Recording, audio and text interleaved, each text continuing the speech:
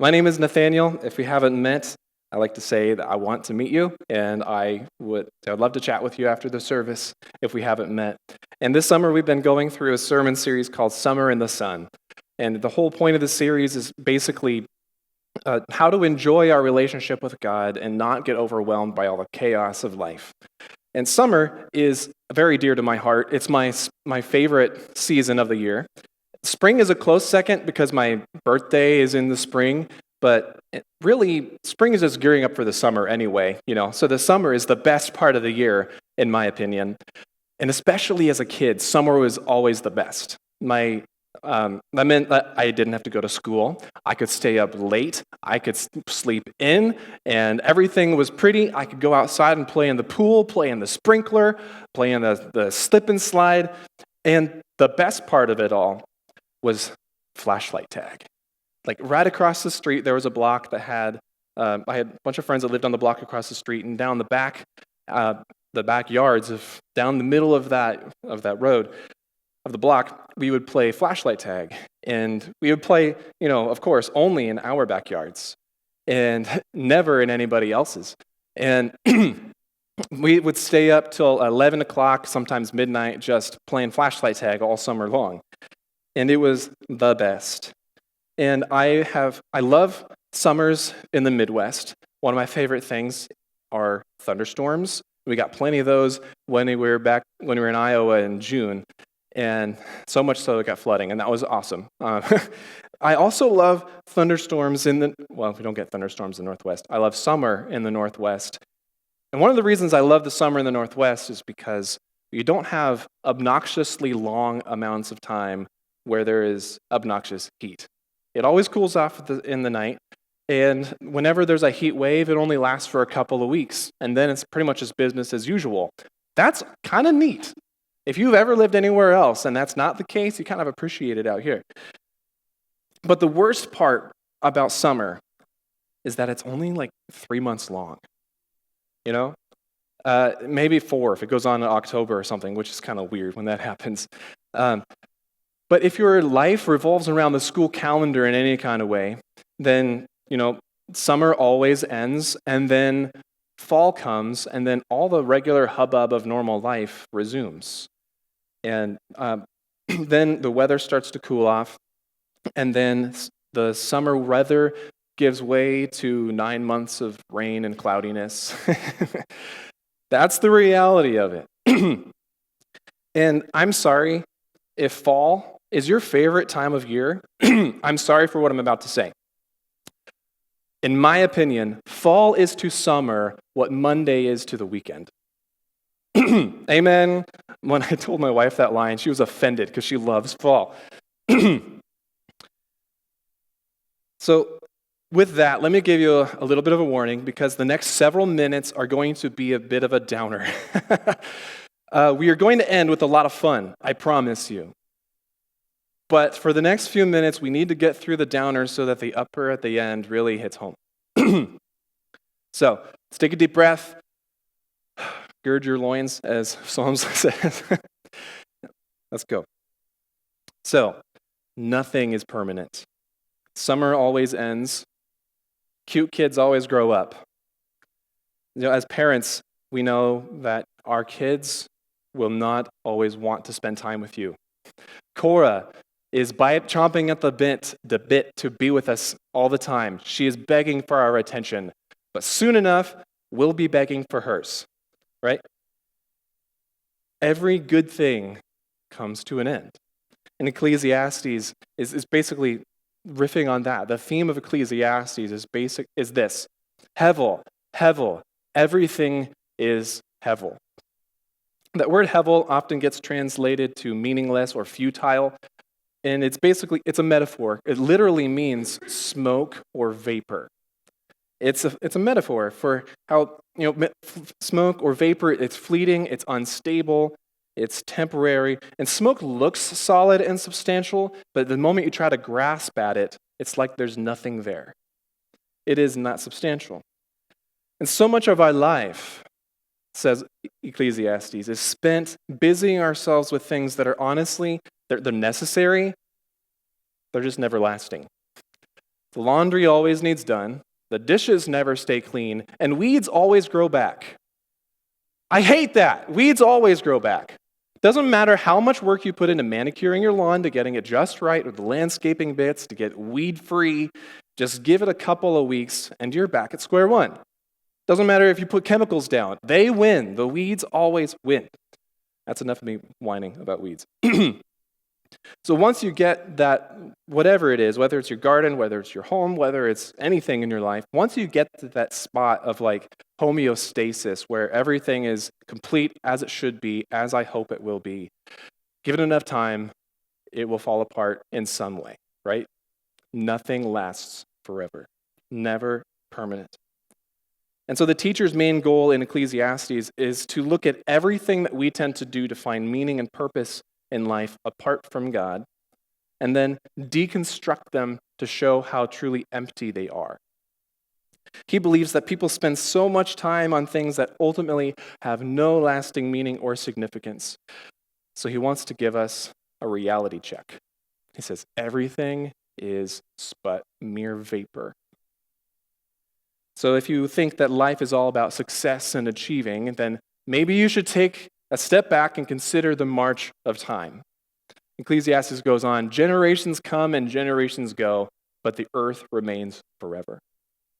And then no one remembers the former generations, and even those yet to come will not be remembered by those who follow them.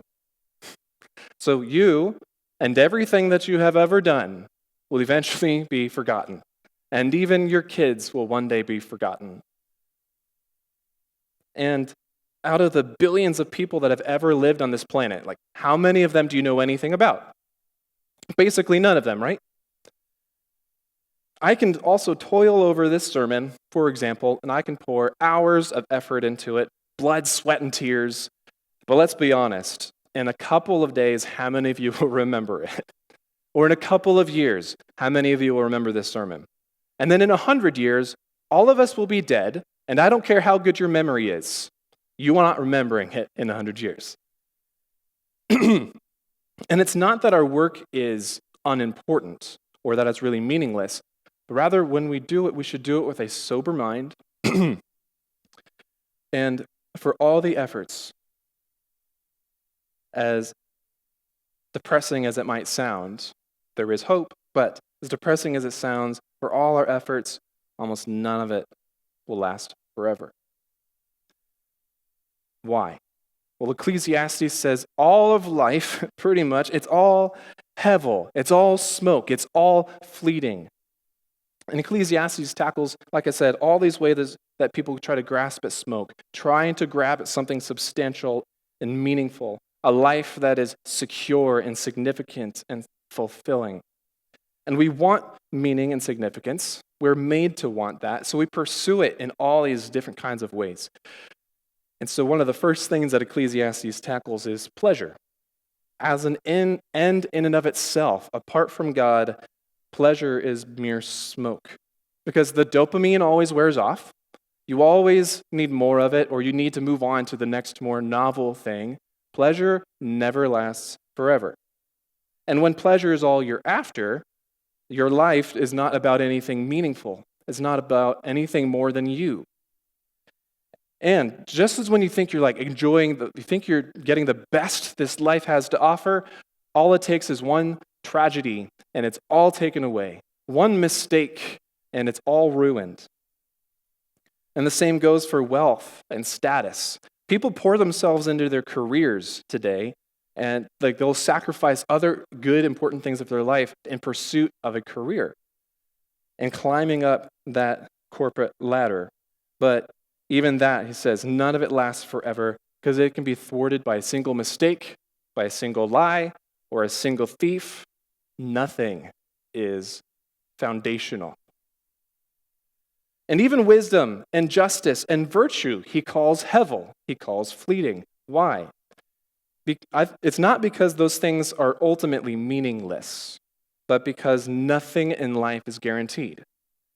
Not everything works as it should. Even if you live a wise and virtuous life, it cannot guarantee that your life will go well.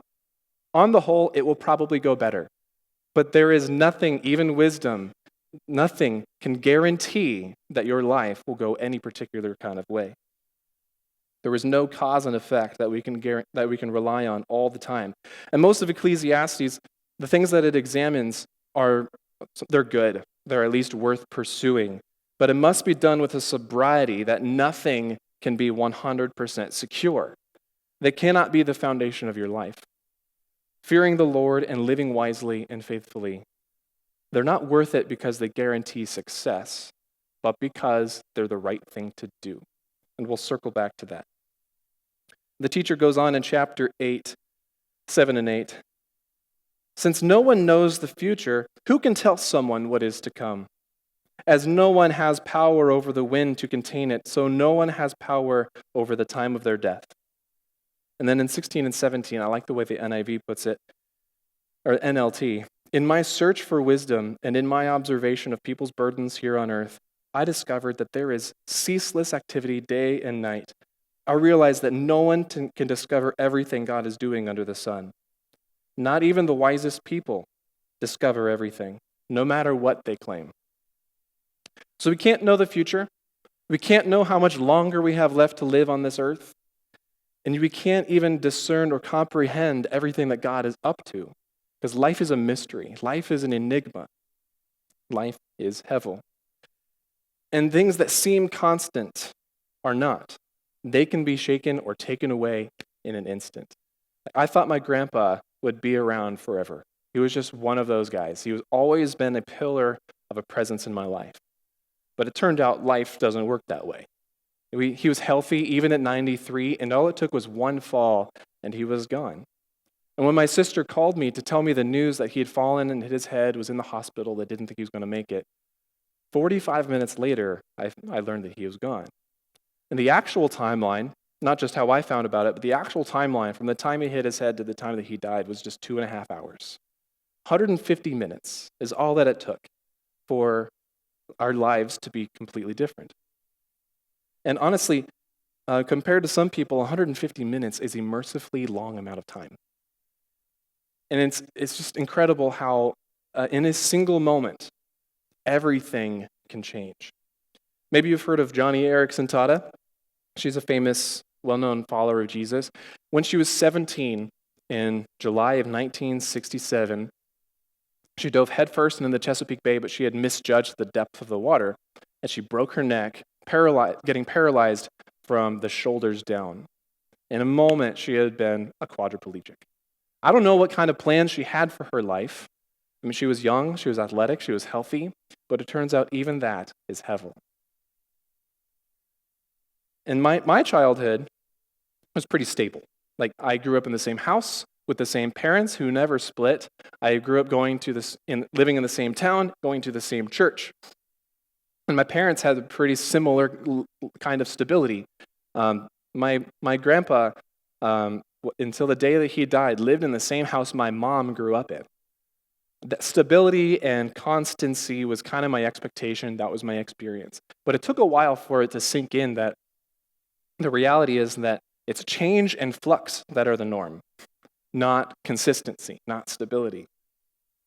And that becomes pretty obvious when I go back to Grinnell and I see all the things that have changed, like, why is that building there? What is this?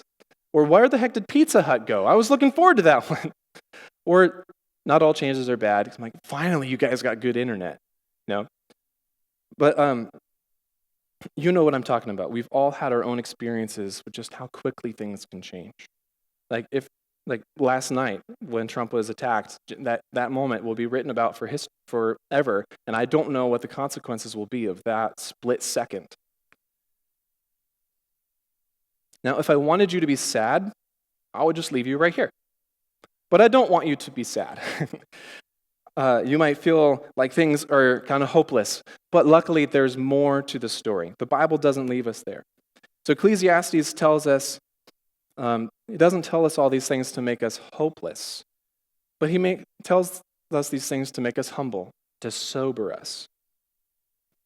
But we're still left with, well, what are we supposed to do with all this?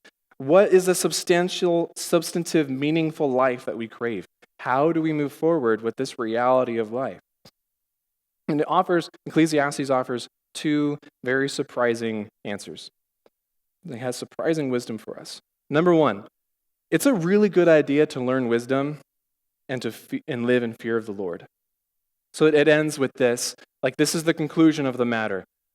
Fear God and keep his commandments, for this is the duty of all mankind. But we don't do this because it guarantees us success, right? Not because we do it because it's the right thing to do. Because, as it goes on, for God will bring every deed into judgment, including every hidden thing, whether it is good or evil. So we can trust that life has meaning, even when you can't make sense of it, because one day God will clear all the hevel, and he will bring his justice on everything we have done. The second part, and this is where we're going to start having some fun, okay? The second part, and is where we're going to park, is I like the way the Bible Project puts it in their video on Ecclesiastes. Since you can't control your life, you should stop trying. Learn to hold things with an open hand because you really only have control over one thing, and that is your attitude toward the present moment. Stop worrying and choose to enjoy a good conversation with a friend or the sun on your face or a good meal with the people you care about. The simple things in life, both the good and the bad, because both are rich gifts from God. So this is where we're going to park for a while. This is the point. Life is uncertain and nothing is guaranteed. So enjoy your life as you experience it and receive it as a gift from God. So the pleasures of summer, they're temporary, as is everything in life. But that's also kind of part of the point. That's part of its beauty. So my kids, like I said, they're not going to be chomping at the bit for our attention. So I'm learning to enjoy that and take advantage of it while I can, while they're young. Being aware of life's brevity should cause us to slow down and to enjoy the moment. Just the other day, as I was in the middle of writing all this, my daughter suddenly pulled out Parcheesi off the bookshelf. I had another task I was about to go do. It was a quick little thing, but I decided, you know what? I love Parcheesi. I haven't played Parcheesi in years. So I got down, and with all this stuff fresh on my mind, had one of the best times playing Parcheesi with a 4-year-old I've ever had. So, Ecclesiastes goes on in chapter 2, 24 and 25. A person can do nothing better than to eat and drink and find satisfaction in their own soul. This too, I see, is from the hand of God, for without him, who can eat or find enjoyment? And Ecclesiastes says something like this about 6 times. I'm just going to highlight a couple more. I know that there is nothing better for people than to be happy and to do good while they live, that each of them may eat and drink and find satisfaction in all their toil. This is the gift of God. And then, I think this is in chapter 9. I forgot to write it down. This one's my favorite. Go, eat your food with gladness, drink your wine with a joyful heart, for God has already approved what you do. Always be clothed in white, and always anoint your head with oil. Enjoy life with your wife, whom you love, all the days of this hevel life that God has given you under the sun, all your hevel days. This is your lot in life, and in your toilsome labor under the sun. Whatever your hand finds to do, do it with all your might. For in the realm of the dead, where you are going, which means the grave, not necessarily the afterlife, there is neither working, nor planning, nor knowledge, nor wisdom. Accept that life is hevel and embrace it. You can't control your nanosecond of your life, and nothing is guaranteed, and that is the beautiful part. When you accept this, you learn to live your life with this open hand and to completely trust God. And then you're free to simply enjoy life as you actually experience it, not as you wish it were. And you receive it as a gift from God. So back when I was romantic, this was like years ago, when Katie and I were dating, I would write her songs. And especially in that first year where we were getting to know each other, she lived in Belize, I was my freshman year of college, we were separate. We weren't technically dating yet, but I would send her a recording of this song that I would make, And my expectation was not that she would listen to it and go, oh, that was a nice song. My hope was that she would like the song and then think of me and feel something for me, because that song was an expression of love. My song was an expression of our relationship. So I didn't want her enjoyment of it to end with the song. I wanted her to feel something for me. So the gift of the song was an expression of the relationship, and I think that's the same with every gift in life, both big and small, because it's all a gift from God. Ecclesiastes says that kind of thing several times, and then the Bible picks it up in other places too, like in James 1:17. For every good and perfect gift is from above, coming down from the Father of heavenly lights. And 1 Timothy 4:4. For everything God created is good, and nothing is to be rejected if it is received with thanksgiving. I like what Matt Chandler says about this.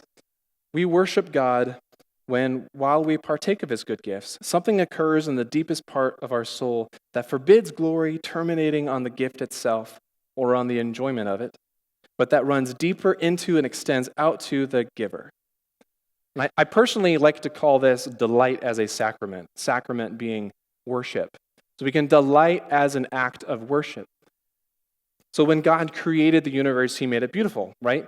And he didn't just make it beautiful, he made it to be enjoyed by all of us. He wanted us to experience its beauty, so he gave us our 5 senses. I had to write them down in case I forget. We got sight, smell, touch, taste, and hearing. He didn't give us those things just so that we can navigate our life and survive it, but to enjoy it. And God didn't just give us those things, he also gave us emotion, which is another rich way of experiencing life. He gave us the capacity to experience joy and love and community as a way of giving him glory. And on top of all of that, he gave us the ability to relate to him, to commune with him, so that we can worship him and give him glory. Because everything, absolutely everything, is for God's glory.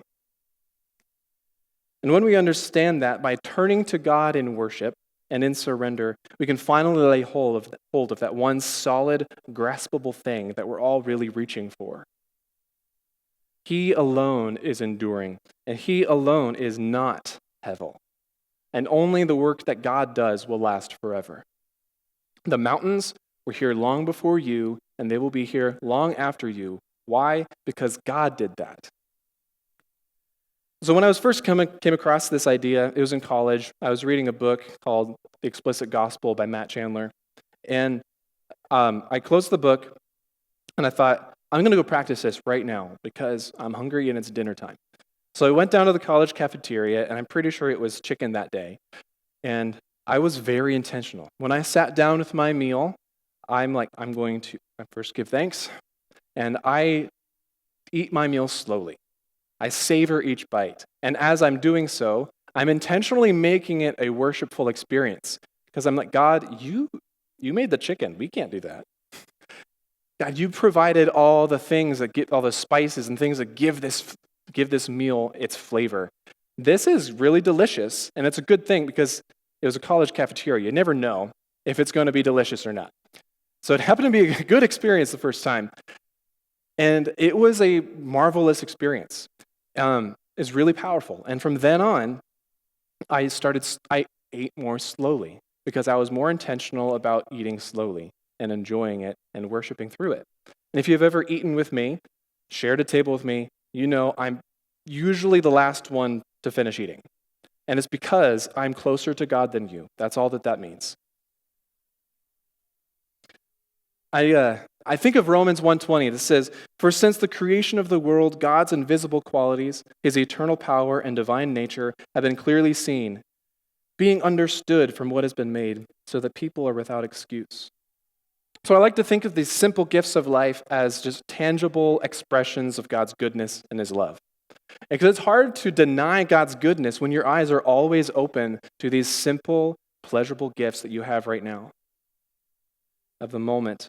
You can get through just about anything if your eyes are constantly focused on the blessings of the moment. So all legitimate joys and pleasures are a testament to the goodness of God. And I say legitimate because you can obviously take this too far. Because let's face it, there are some things that we enjoy because they appeal to our sinful nature, or that they are abuses of a good thing. So sometimes the way that we enjoy something goes against the grain of what it's meant for and is therefore sinful. Case in point, pornography.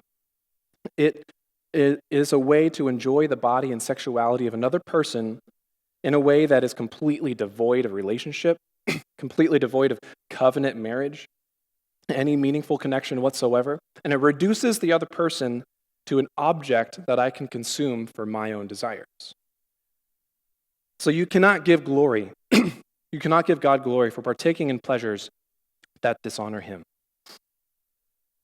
So you can't give God glory for sin, no matter how much you enjoy it. So all that to say is that we ought to delight with our mind turned on and to be mindful and intentional and discerning. Follow me so far? Cool.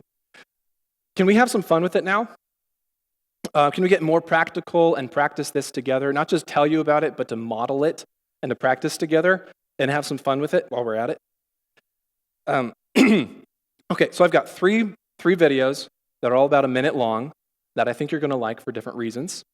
And the first one, well, let me back up. There's a phrase that I'm going to introduce you to that I've used here before, and we're just going to say it together after each video, okay?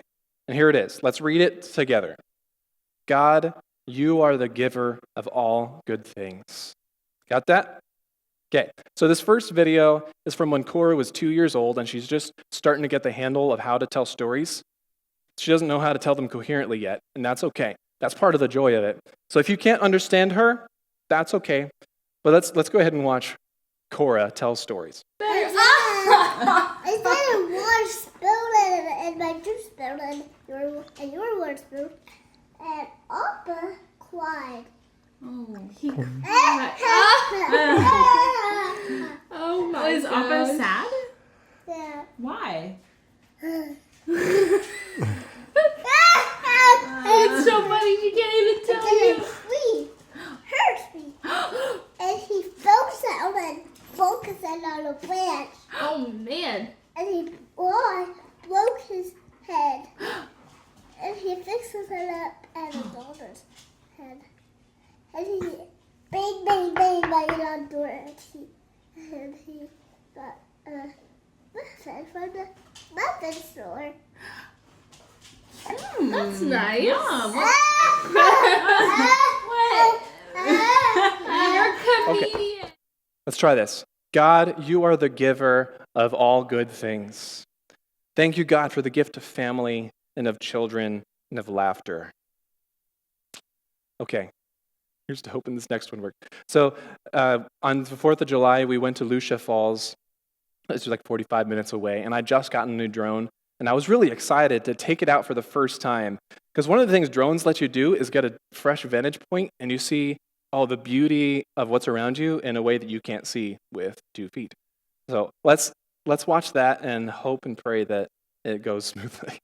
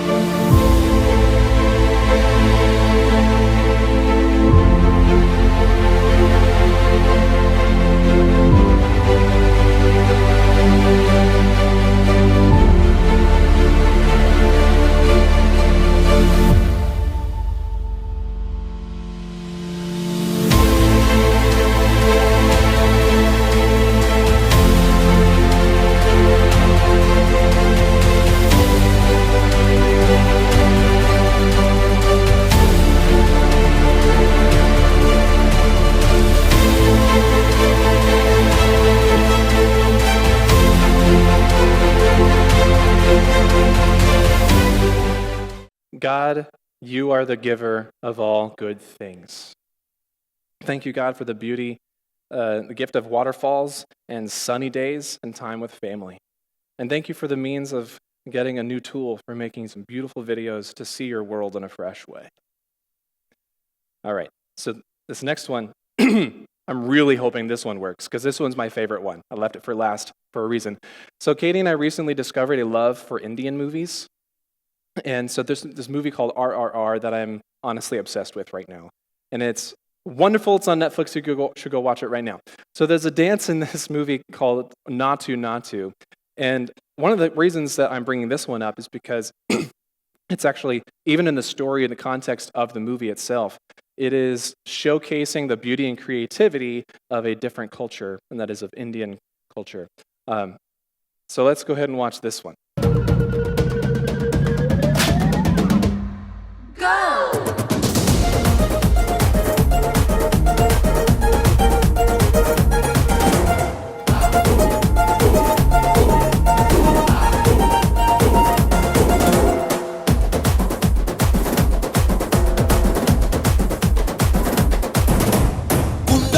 పోయేలా ఢండన కరమోగినట్టు సెవులు సిల్లు పడేలాగా keys బిడ్డ కూసినట్టు ఏలు సిటికెలేసేలా ఎప్పారం సాగినట్టు కాలు సింధు తొక్కేలా దుమ్మారం రేగినట్టు ఒళ్ళు చెమట పట్టేలా వీరంగం చేసినట్టు నా పాట చూడు నా పాట చూడు నా పాట చూడు నాటు నాటు నాటు నాటు నాటు నాటు వీర నాటు నాటు నాటు నాటు నాటు నాటు నాటు ఊర నాటు నాటు నాటు నాటు గంట పారలాగా చెట్ట నాటు నాటు నాటు నాటు ఉక్కపోతలాగా టిక్క నాటు. Let's say it. God, you are the giver of all good things. God, you made us in your image, and I love to see the fun, wonderful, beautiful ways of other cultures. And God, you gave us music and bodies that long to move with it. Thank you for the fun of the simple things like movies and dance. Amen. So I like to tie my Thanksgiving to basically who God is, not just what he's done. So, for example, I might say, God, you're God of joy, and that you have instilled your creativity in us and made us creative. And I see it expressed in the dance and in Cora's silly stories. You are a God of joy. So as we come in for a landing here, some things to think about as we make joy and delight as a sacrament, as a way to worship and give God glory. Let's slow down. Be mindful and think about the pace of your life.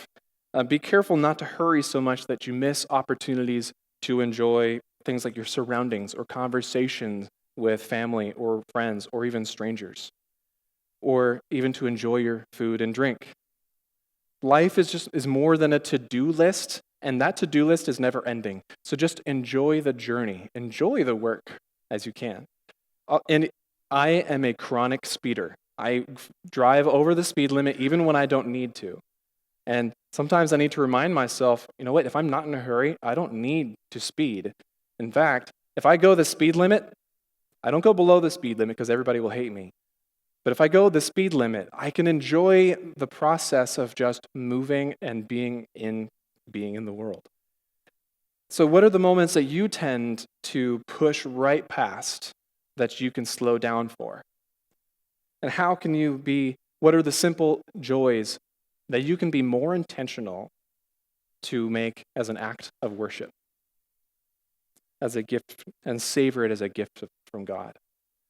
We're going to take just a minute and ponder these questions and to let it sink in for a moment. And then I will close this out in prayer, and the team can come up at any point here too.